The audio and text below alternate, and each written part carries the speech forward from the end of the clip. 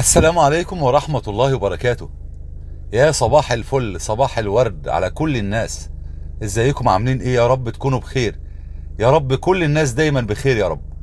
النهاردة والأول مرة من وقت إنشاء القناة بتاعتنا هصور لكم لحظة الشروق.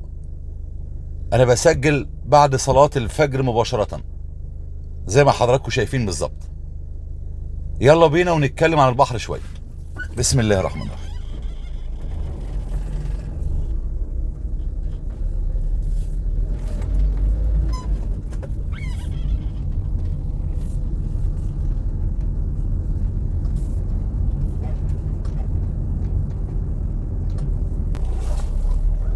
الجو ممتاز، الشوارع فاضية زي ما انتم شايفين. احلى وقت واحلى جو لما تكون كل الناس نايمة وانت ماشي كده مع نفسك في الغردقة. دي اول مرة اشارككم اللحظات الجميلة دي، يعني اول مرة اسجل في التوقيت ده بعد صلاة الفجر مباشرة.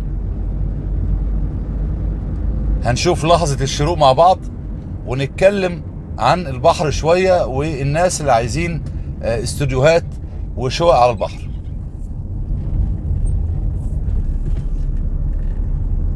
انا كده بادئ من على الكورنيش، ده كورنيش الغردقة، وعلى شمالنا قرية عربية الشهيرة.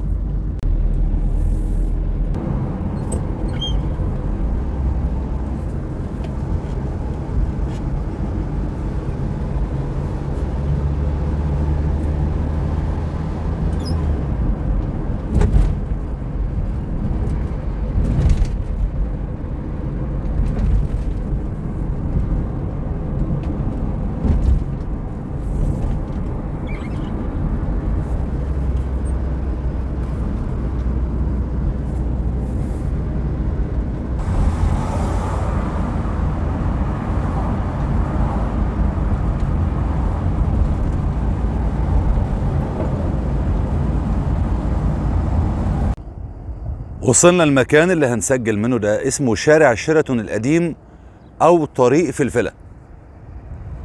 ده طريق شيراتون القديم او طريق فلفلة، لان احنا لو كملنا كده هنلاقي قدام كده على طول فندق شيراتون، ده اقدم فندق في الغردقة، هو وفندق الجفتون. فندق الجفتون فوق على الممشى، انما احنا دلوقتي قريبين من فندق شيراتون، اقدم فندق في الغردقة، وده اسمه طريق شيراتون القديم او طريق فلفلة. فلفلة ده كان مطعم شغال في التسعينات على البحر مباشرة، قدامنا وبيننا وبينه بالظبط 200 متر. اول مرة من تاريخ انشاء القناة انزل اسجل لكم في الوقت ده. حبيت اشارككم المناظر الجميلة اللي عندنا في بلدنا الجميلة، ربنا يحفظها يا رب. بلدنا جميلة قوي يا جماعة، بجد بلدنا تستحق. بلدنا جميلة قوي، بلدنا تستحق ان الاجانب يعشقوا البلد دي. انا عايزك وانت في اي مكان افتخر ببلدك. لو انت عايش هنا في الغردقة هتشوف بعينيك الاجانب بيعشقوا بلدك، الاجانب بيعشقوا تراب بلدك.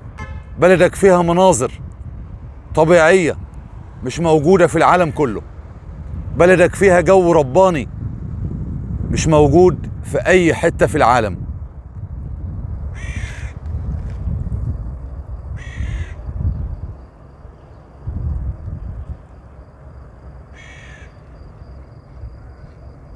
الجو جميل جدا، حبيت اشارككم اللحظات الجميلة دي والجو الجميل ده.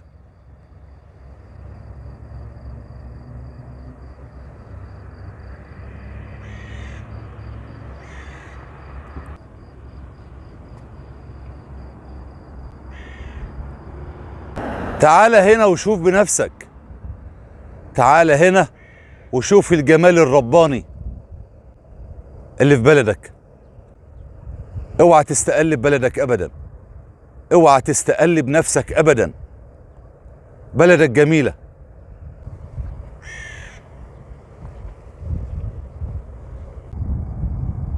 بالنسبة للناس اللي بتراسلني على صفحتي وعايزين شقق في الغردقه تكون شايفه البحر رؤيه كويسه يعني. انا عايز اقول لكم على حاجه يا جماعه علشان تفهموا طبيعه الغردقه ماشيه ازاي. الغردقه هنا الفنادق السياحيه واخده الشاطئ زي ما حضراتكم شايفين، يعني ما فيش ساحل عندنا في الغردقه هنا. هي دي الحته الوحيده اللي في وسط البلد اللي تقدر تستمتع بيها، ان انت تتمشى وعينك تشوف البحر من اول المكان ده جنب فندق سان رايز. هتمشى كده على الطريق ده على طول لحد بالظبط فندق ماريوت، هتعدي فندق شيراتون وتلاقي بعده على طول فندق ماريوت. هي دي الحته الوحيده عندنا في الغردقه جنب الحته التانيه اللي موجوده في الكورنيش اللي جنب قريه عربيه، اللي هي فيها شاطئ العائلات، منتجع العائلات 2. يبقى انت عندك حتتين موقعين في وسط البلد. المكان اللي احنا بنصور منه دلوقتي طريق فلفله او طريق شيراتون القديم، والطريق التاني على الكورنيش جنب فندق سانريز وفندق ميريت. دول الموقعين اللي في وسط البلد اللي تقدر تتمشى عليهم وتشوف البحر وتستمتع بالغروب والشروق. طب انتوا عايشين ازاي في الغردقه؟ احنا لما بنحب نستمتع بالشاطئ تمام، في هنا شواطئ كتير نظيفه برسم دخول واغلبها مخصص لعائلات فقط. طيب لو حد مش عائلات بينزل في فندق بيستمتع بخدمات الفندق ومنها الشاطئ. الفندق طبعا بيبقى فيه بوفيه فطار وغدا وعشاء وحمامات سباحه وشاطئ.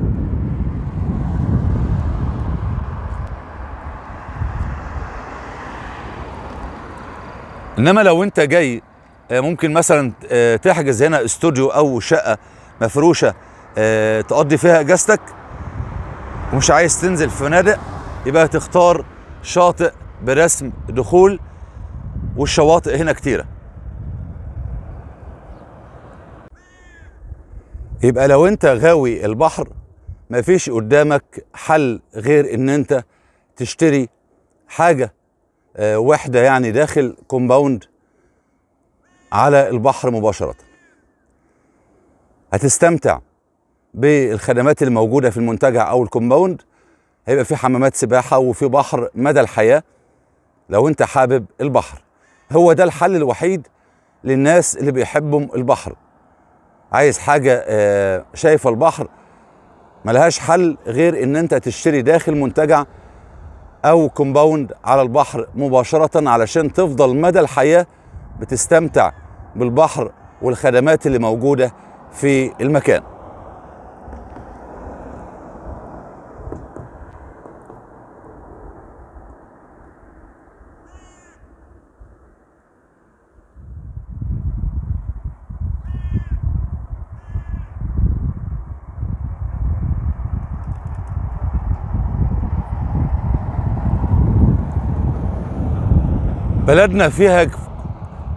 بلدنا فيها كل حاجة، عيشة وأجازات واستثمار وبحر وطبيعة خلابة وجو رباني مش موجود في العالم كله.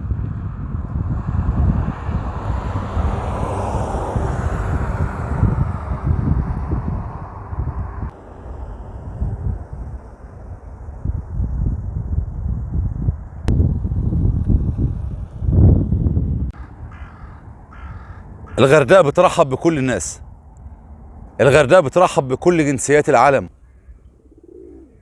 الجو ده مش هتلاقيه في أي بلد في العالم، هتلاقيه هنا في الغردقة بس.